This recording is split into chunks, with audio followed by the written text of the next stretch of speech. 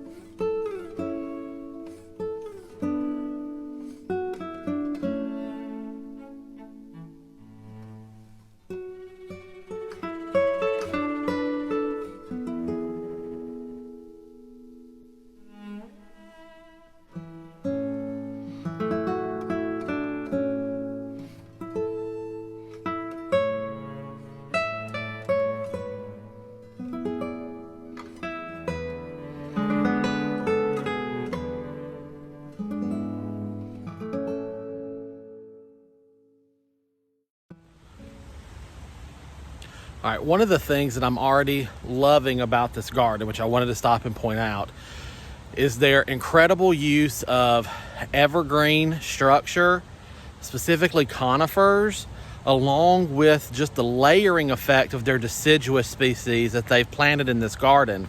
So right here behind me, it's kind of hard to see for the glare, but they have a beautiful specimen, Ginkgo biloba, and it is in full yellow glory for its autumn show, and it is literally just tucked in between, nestled in a incense cedar and a Japanese cedar, and then we have an arborvitae and an Alaskan cedar.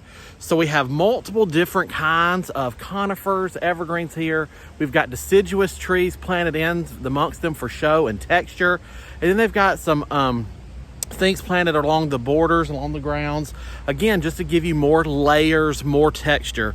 So I mean, here we are, this is November 20th. We're just a few days away from Thanksgiving, and this garden is beautiful. And that's one of the benefits of having a layered garden that has 4-season appeal. So this is something that any home gardener, any small gardener, this is a key point to take home, is that yes, in the summer, it's lots of fun to go out and buy all the perennials and all the annuals and fill our gardens with immense color. I do that. Y'all have seen my garden at home. But having these evergreens, having this structure, having this texture will carry your garden 12 months a year.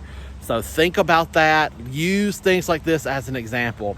Let's continue on and see what else the Hatcher Garden has in store.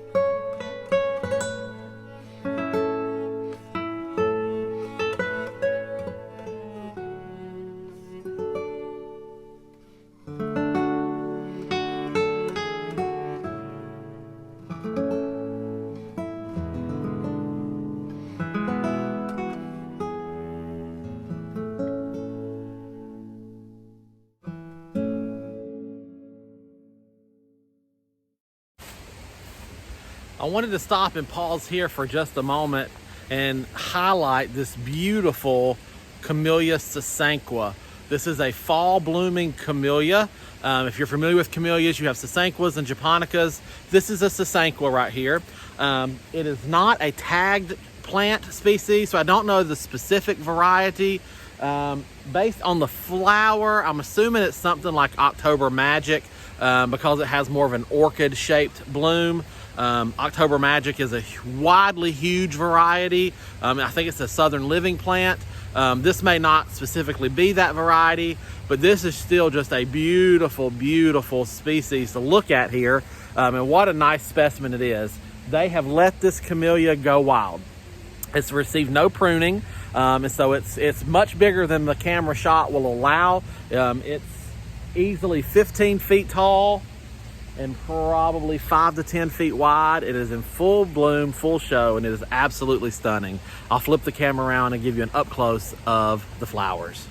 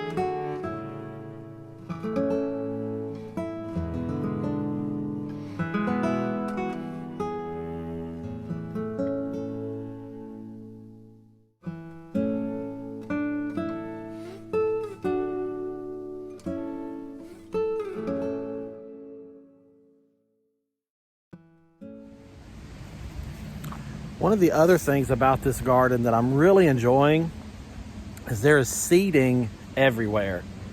And that is a really good thing for a garden, is you want to make your garden a place to come and sit and enjoy the beauty around you, reflect, just have peace. And this garden has supplied ample space for that to happen, and I absolutely love it. They've put in a mix of wooden benches, stone walls, rock benches, pavilions. They've got all sorts of fun things. And again, everything is highlighted by their evergreens. Cast iron plants. We've got hollies, magnolias, all sorts of cubas. All of these things that stay evergreen here in this part of the country. The conifers, it's just absolutely stunning in the garden.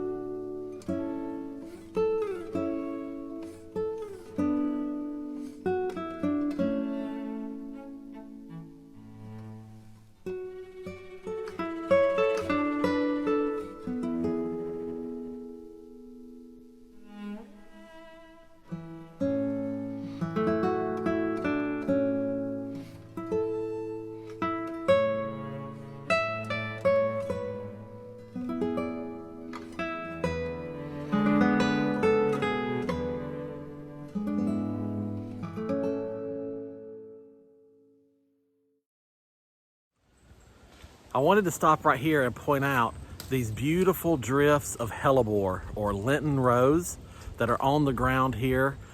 Just beautiful drifts and are perfect plants to put in any woodland or shade garden.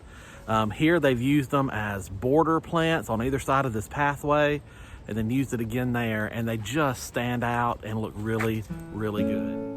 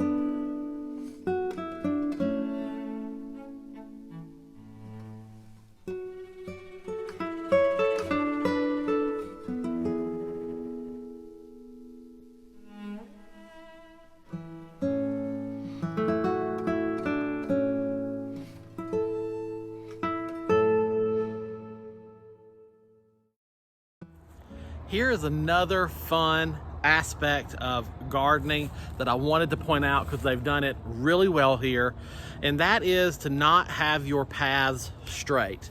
Now, if you're in a small garden like I have at my home, that's usually not possible because we're very limited on space and it's hard to hide your pathways.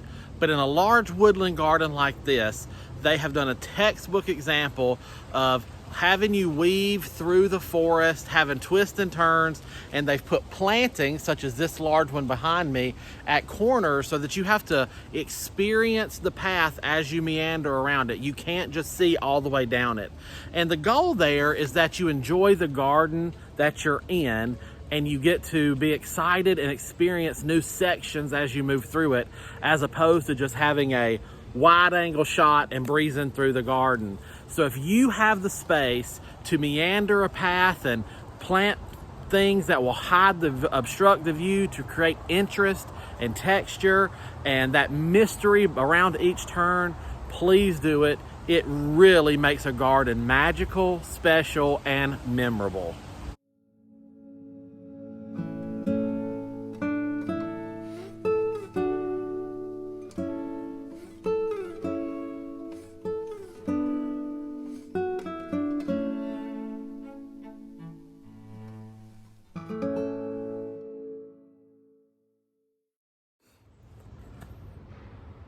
Behind me here is another tidbit that I wanted to just point out in this garden, which I'm enjoying today, which is not all gardens have to be perfectly manicured and postured and positioned. It's okay, especially in a woodland garden, to let things be woodland, to let them be natural. So behind me here, you can see just, it looks wild, but this is actually euonymus. So these are plants that the gardeners here have intentionally planted. These are everyday euonymus bushes that most people put around their houses as foundational plantings. But here they've let them grow wild and woolly. They haven't pruned on them. And right over here at this corner, we have nandina. This is a traditional nandina, not a dwarf. It gets large. Again, they've let it go because we're creating that interest. We're creating that texture. And we're saying to the visitors of the garden that this is a natural woodland area. Enjoy it. It's not so fussy. It's not overdone. There's beautiful things to see, but just enjoy it. Have peace and don't worry about the small details. And I absolutely love that. And there is definitely a place for it.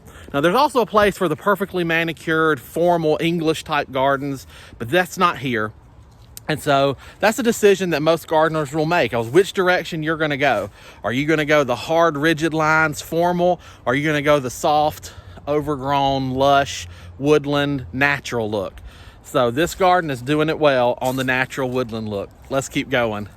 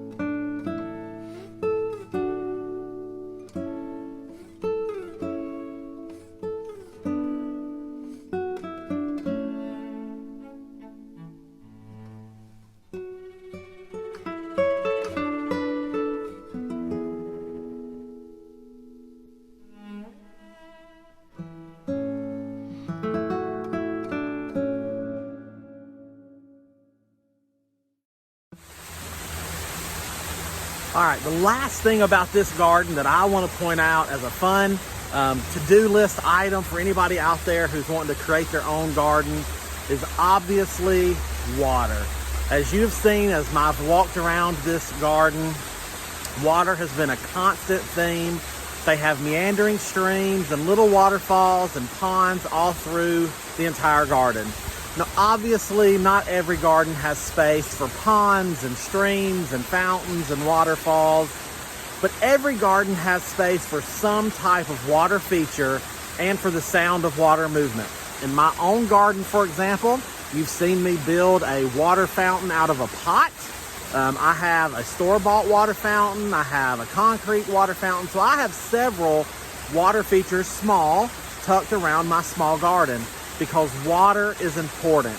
Just the sound of water moving, having that visual appeal of seeing water in the garden. Even if you can't build an elaborate waterfall, there's something about that sound and seeing water in the garden that will truly bring a garden home. So if you're looking to design or build a garden, or if you have an existing garden and have never put a water feature in, I encourage you to think about your space and how you can get water in there to make your garden shine that much more.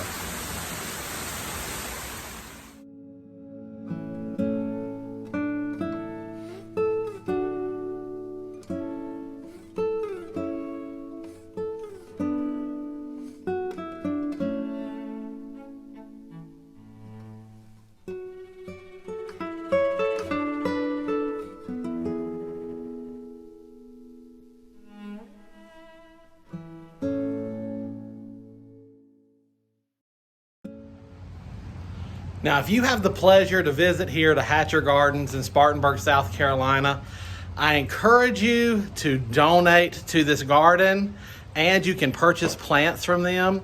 This is a completely nonprofit garden that is 100% supported by donations and volunteer work hours. So if you want to help support gardens like this, then bring your checkbook with you or bring your money with you when you come, because beautiful gardens like this desperately need your help. So if you're planning on coming here for a trip to Hatcher, don't forget to bring a little cash with you to put in the donation box, or maybe buy some of the plants they have for sale.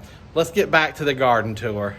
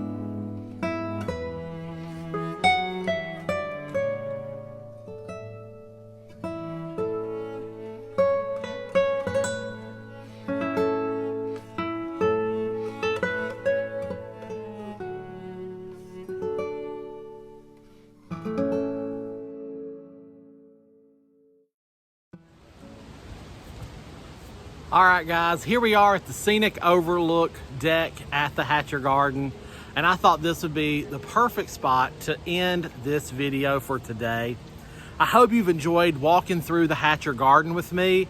I hope you've enjoyed some of the tips and tricks that I've tried to lay out along the way to show you some of the interesting plantings that they've done here at the garden. Remember, this is what gardening is all about. Get out and visit gardens in your local communities. When you travel, visit gardens and take ideas and inspiration back home for your gardens and your plantings, because anything can be done on any scale. Whether you have multiple acres in forest land to build a woodland garden, or you have a small suburban lot like I do, you can take these ideas and tricks and apply them at your own homes and in your own gardens. So again, I hope you've enjoyed this video. Give me a thumbs up if you have. And until next time, from this garden to yours, I wish you all the best and happy gardening.